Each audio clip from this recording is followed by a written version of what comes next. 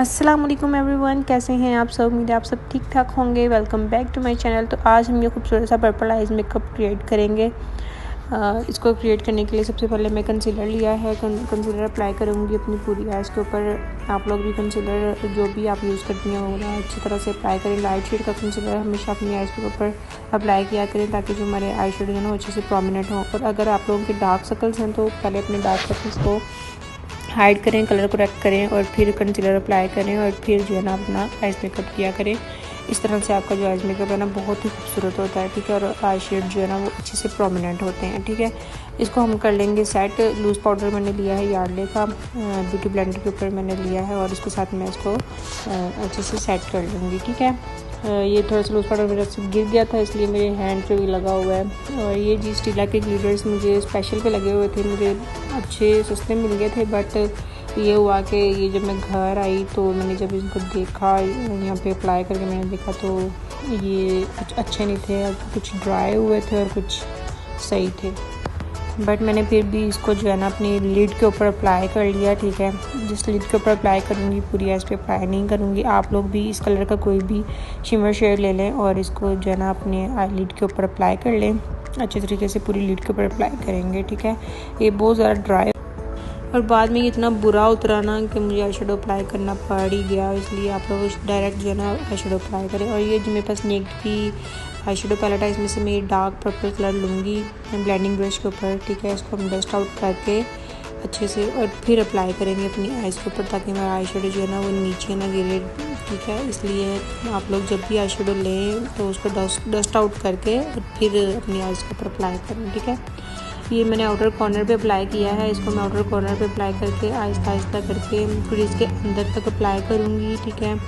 पहले हम अप्लाई कर लेंगे ब्रश के साथ और फिर इसकी ब्लेंडिंग करेंगे, ठीक है। थोड़ा थोड़ा करके आपने हमेशा ऐसा जो डार्क शेड होता है ना वो आप हमेशा थोड़ा थोड़ा करके लें अपने ब्रश के ऊपर और उसको अप्लाई करके और फिर इसकी ब्लेंडिंग करेंगे। देखेंगे तो डार्क शेड है, इसको हम इसकी ब्लेंडिंग करेंगे ना कि लाइट में चला जाएगा, ठीक है। ये देखिए मैंने ब्लेंडिंग करते हुए थोड़ा सी वीडियो फास्ट कर दी थी बिकॉज फिर वीडियो बहुत ज़्यादा लॉन्ग हो जाती है और अपलोड करने में बहुत मुश्किल होती है, इसलिए मैंने थोड़ी सी जो है ना फास्ट की है, ज़्यादा भी फास्ट नहीं किया। आप लोगों को पता तो चल ही रहा होगा।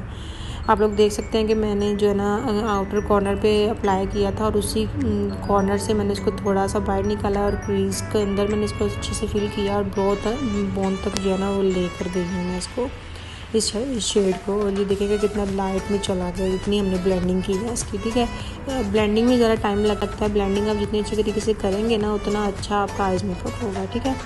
तो ये है जी मेरे पास हाइलाइटर एक पैलेट थी छोटी सी, इसमें से मैंने ये एक लाइट पिंक और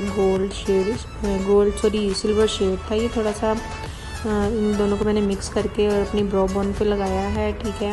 आईब्रोज के नीचे नीचे एक लाइन क्रिएट की है।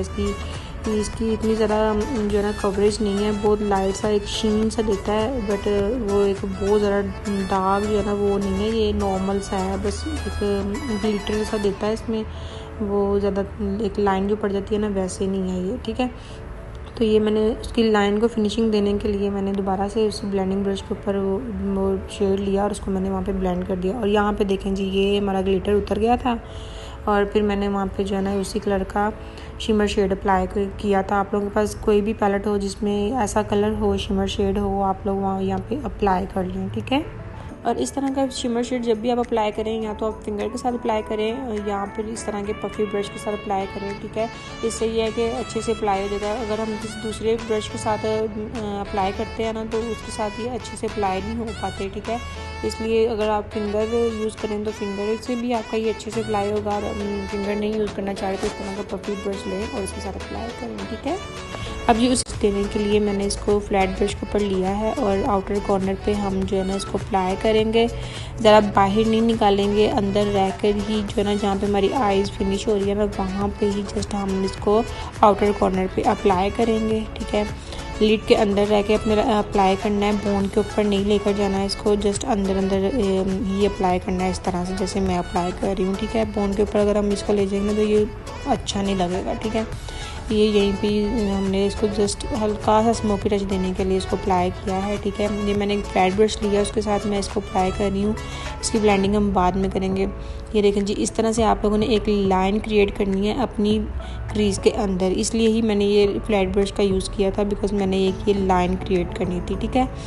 अब हम इसको ब्लेंड करेंगे। ब्लेंडिंग ब्रश के ऊपर मैंने जो पहले आई शेड अप्लाई किया था ना, पर्पल वाला, लाइट पर्पल वाला, वही वाला पर्पल शेड मैंने लिया है ब्लेंडिंग ब्रश के ऊपर, उसको डस्ट आउट करके उसके साथ हम इस जो डार्क शेड है ना, इसको ब्लेंड कर देंगे यहीं पे, ठीक है। अच्छे से ब्लेंड करेंगे ताकि जो है ना उस लाइट शेड के अंदर से ये डार्क शेड निकले, ठीक है। बहुत ही खूबसूरत लगता है ऐसे, जब एक दूसरे के अंदर से शेड निकल रहे होते हैं ना, तो बहुत ही खूबसूरत लगती है आइज़, ठीक है। तो इस तरह से हम इसको अच्छी तरह से ब्लेंड कर देंगे। यहाँ पे ये क्रीज़ के अंदर भी ब्लेंड करेंगे। ये देखिए, इस तरह से आप लोग देख सकते हैं कि कितना डार्क शेड था और फुल लाइट में चला गया, और ये देखें कि कितना खूबसूरत लगने लग गया। यहाँ पे जी मैं वही वाला जो हाइलाइटर मैंने अपनी ब्रो बोन पे अप्लाई किया था ना, वही वाला हाइलाइटर मैं अपनी इनर कॉर्नर पे अप्लाई कर रही हूँ। ये इससे ज़रा ये है कि हमारी आईज जो है ना वो खुली खुली लगती हैं, ठीक है। और अब हम आई लैशेज़ अप्लाई करेंगे। आई लैशेज़ मैंने यहाँ से लोकल ही बाई की थी, कोई किसी ब्रांड की नहीं है ये, ठीक है। काफ़ी अच्छी लैशेज़ थी ये, थिक वाली लैशेज़ थी, ठीक है। और इसके ऊपर मैंने हुदा ब्यूटी की ग्लू लगा के थोड़ी देर के लिए रख दिया था, और फिर मैंने इसके ऊपर अप्लाई किया है। इस तरह ये है कि आपकी लैशेज़ जो है ना जल्दी अप्लाई हो जाती हैं, ठीक है। थोड़ी देर ग्लू लगा के आप लोग रख दिया करें और फिर जो है ना अप्लाई किया करें। इससे आपको ये है कि सारा दिन भी आपकी लगी रहती हैं, बिल्कुल भी जो है ना हिलती भी नहीं है। अब हम मस्कारा अप्लाई करेंगे। मस्कारा जो है ना आप लोग अगर आप लोग अपनी लैशेज़ को, जो आपकी फेक लैशेज़ है ना, उसको आप दोबारा यूज़ करना चाहते हैं ना, तो आप मस्कारा पहले अप्लाई करें अपनी लैशेज़ के ऊपर, और बाद में आप लैशेज़ जो है ना अप्लाई करें, ताकि जो है ना आपकी फेक लैशेज़ के ऊपर मस्कारा अप्लाई ना हो और आपकी लैशेज़ दोबारा भी यूज़ करने के काबिल रहें, ठीक है।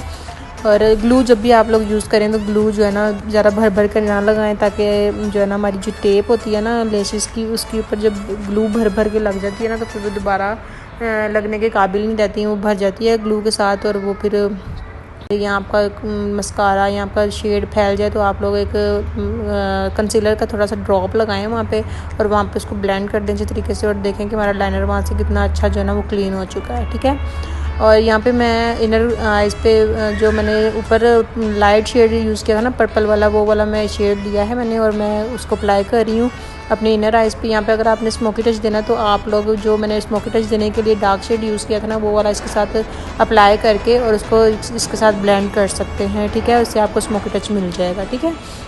और यहाँ पे मैं एज अ वाइट पेंसिल मैंने क्रायोन की स्टिक जो है ना वो अपने ब्रश की बैक साइड पे ली है, और मैं इसके अंदर अप्लाई कर रही हूँ। ये भी बहुत खूबसूरत लगती है और लॉन्ग लास्टिंग रहती है, ठीक है। अगर क्रायोन की स्टिक भी नहीं है तो आप अपना कंसीलर भी अप्लाई कर सकते हैं, वो भी लॉन्ग लास्टिंग रहता है, ठीक है। और यहाँ पे जी मैं एक विंग क्रिएट कर रही हूँ। मैं पूरी आइज़ पे लाइनर अप्लाई नहीं करूँगी, जस्ट मैं एक विंग क्रिएट कर दूँगी यहाँ पे, बिकॉज़ मेरी जो लैशेज़ है ना उसकी टेप बहुत ज़्यादा वो थिक वाली थी, वो ऐसी लग रहा था कि जैसे मैंने लाइनर अप्लाई किया हो, इसलिए मैंने पूरी आई पे लाइनर अप्लाई नहीं किया था, जस्ट एक विंग क्रिएट कर दिया था, ठीक है। यहाँ पे जी हमारी आइज़ लुक क्रिएट हो चुकी है। आई होप कि आप सबको ये आइज़ मेकअप बहुत अच्छा लगा होगा। अगर आप लोगों को अच्छा लगा तो प्लीज़ मेरी वीडियो को लाइक कीजिएगा, कमेंट बॉक्स में ज़रूर बताइएगा कि कैसी लगी वीडियो, और बेल आइकन को ज़रूर प्रेस कीजिएगा ताकि आने वाली हर न्यू वीडियो की नोटिफिकेशन मिल सके। और ये रही जी फाइनल लुक। अब मुझे इजाज़त दें, अल्लाह हाफिज़।